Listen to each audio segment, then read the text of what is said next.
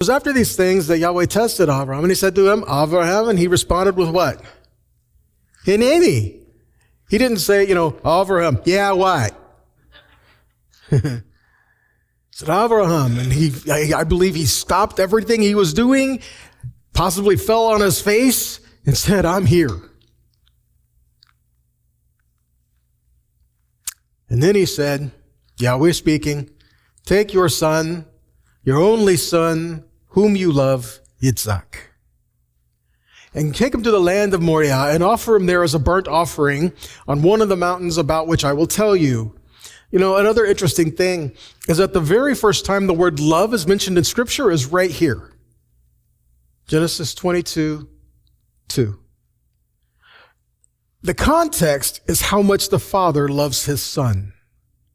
So the very first picture we're supposed to get of the word love is the love the Father has for his Son. Talk about the gospel, right? The love that the Father had for his Son. So he said, take your son, your only son. What do you mean his only son? Didn't he have Ishmael at this point? But remember what he was telling him. When Yahweh said, I'm going to give you a son, you and Sarah will have a son. So yes, he had Ishmael, but Yahweh promised him it was through Yitzhak. It was through the son that he was to have through Sarah would come the blessing and the covenant and the promises.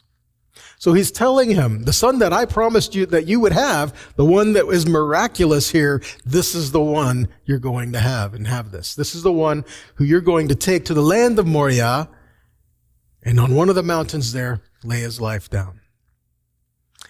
If you didn't know, the region of Moriah is Jerusalem. This whole picture of Abraham taking his son to the land of Moriah and laying his life down as a sacrifice is a very foreshadow and prophetically speaking of what our Messiah is going to do.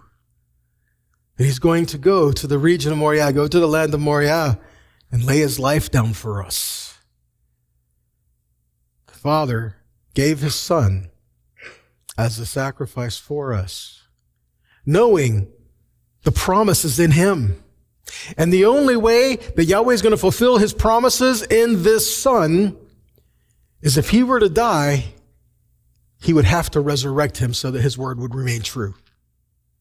And tell me that isn't what happened. Okay, let's keep going. Verse 3.